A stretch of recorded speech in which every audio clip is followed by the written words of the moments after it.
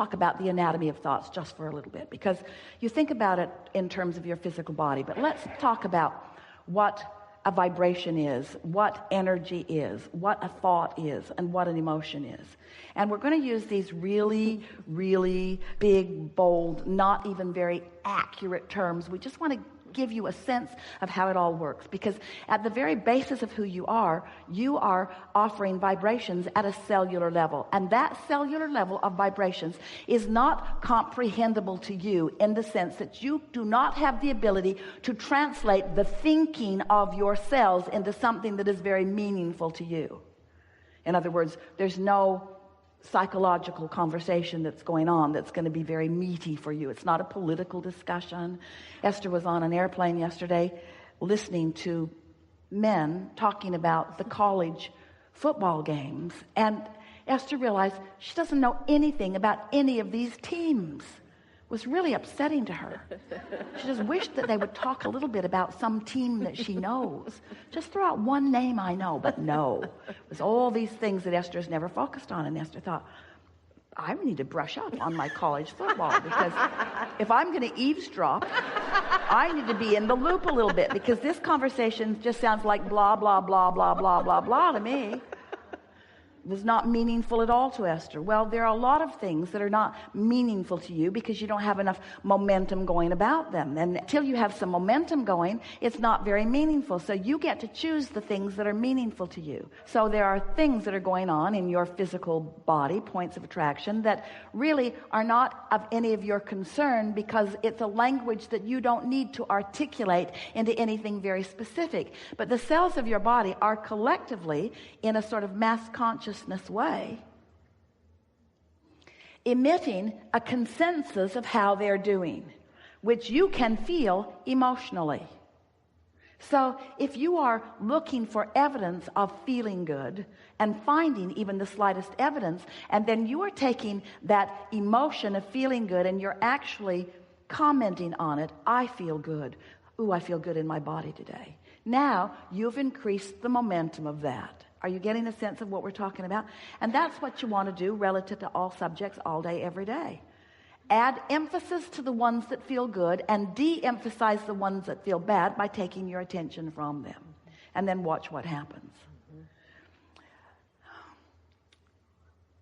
If you are monitoring manifestations and at that point making your statements of how you're doing, the momentum is already too far down the road and you have very little control. But when you start caring about the way you feel, and you are caring about the emotions, and you are deliberately taking something that feels a little good and focusing on it until it increases and becomes more, before you know it, and we're talking about days really, manifestations of things that you have been wanting for a very long time will begin being realized by you in your experience. And at those realization points, you're going to then say, well, I guess I've been getting this right. And so that's just the process. Try it a little. Try to feel for the feeling of fun just for a few days and watch what happens in your life. Try to feel for a feeling of appreciation just for a few days and watch what happens in your life. Show yourself how you have come closer to who you are with these general thoughts. You didn't trip over. Esther's been talking a lot about what she's tripping over. She said to at least 5 members of her staff, maybe not the mobile crew, but the home crew, I'm tired of tripping over that. Let's do something about that. I don't want to trip over that anymore. I don't want to trip over that anymore. Well, she didn't even realize she was saying, I don't want to trip over that, until she tripped over that. And now that she's tripped over that around the world, she tripped over that. It's got her attention. I'm going to stop saying I'm going to stop tripping over that. I'm not going to trip over that. Scotty said, oh, I'm really sorry about that. And Esther said, I create my own reality. Damn it. I create my own reality. Nobody's responsible for anything that happens to me. Everything that comes to me is as a result of what I've got going on vibrationally. Don't you love knowing that? And don't you love manifestations that explain to you what you've got going on vibrationally? Don't you love that? Would you really want it to be any other way? No. And don't you love knowing that it's all for you? Doesn't it feel good to be in that spotlight? Yes. Don't you like being in that spotlight where everything that is occurring in your experience is a reflection of what you're doing vibrationally, what you're doing emotionally, how you are tending to your own point of attraction? You're powerful. You are powerful. And the trajectory of your deservability is more powerful than Esther can even find words to explain to you. It's time for you to just chill out and have more fun and make it simpler, and don't bring with you all the stuff that you've picked up along your physical trail. Just stand in your now and reach for the best feeling thought that you can find here and now, and watch what begins to happen. Esther is certain that this avalanche, and it is, of extraordinary, and they are, manifestations in her life experience are happening now because of her few weeks of sitting with her notebook and deciding to focus for 15 or 20 minutes unconditionally. To find a feeling without needing something to have produced it. To start at the basis of her vibrational anatomy, whatever that means, and start in that neutral place and just see if well-being ensues from that. Just giving herself a chance to grow something that feels good by not starting with something that feels bad. By not beginning the day by solving a problem, by not beginning the day by answering emails, by not beginning the day by trying to clean up the things you're tripping over, by not beginning the day in the hole. Instead, beginning in that neutral place and just letting the universe show you the goodness that will come to you if you start in that neutral place, you see. And then, once that momentum gets going, then the things that begin to happen are far more than emotions. It's rendezvousing with people and things coming into place and financial enterprises coming together and all kinds of things coming that just make you stand back, and most of the world stand back if they were watching it and understanding it in amazement at the blessedness that you are living, you see. Nobody can understand you. No one will ever really get you. Give up trying to get them to get you. You're not going to make them understand. You cannot explain yourself to anybody because nobody can get your point of attraction. And the harder you try to explain to someone who's not getting at who you are, the less you be who you are. Yes. You let them train you into their awareness of you. Yes. You don't want their awareness of you. You want your awareness of you. Your warm, loving, appreciative, well-being version of you, the one that your inner being holds and tends to and knows and flows to you. You see, here's the reason that a conversation like this, we know, is so helpful to you. Once you hear this enough, you'll be in the middle of some momentum that isn't pleasing to you, and you will realize why the momentum is there. And when you have conscious realization, now you're in control. It's like, sometimes it feels like it would be prudent, that's what your parents told you in the beginning, drive slowly. Well, you don't always want to drive slow, and sometimes it isn't even the best idea to drive slow. Don't get out on a thoroughfare where people are really moving and drive slow. You're more of a problem when you're driving slow than if you're up to speed with what's going on around you. And so when you realize that you are in control of your experience, we just want you to know the faster you're moving, the faster the momentum is, the more happy you really are going to be in the experience. But you don't want to drive fast before you have control of your vehicle. You want to drive according to the conditions. How's that? You want to drive according to the conditions. So if the roads are slippery, or if there's a lot of congestion, you drive according to the conditions. You don't press on the accelerator when you're going downhill on the San Francisco streets. In other words, you drive according to the conditions. So that's what you're doing.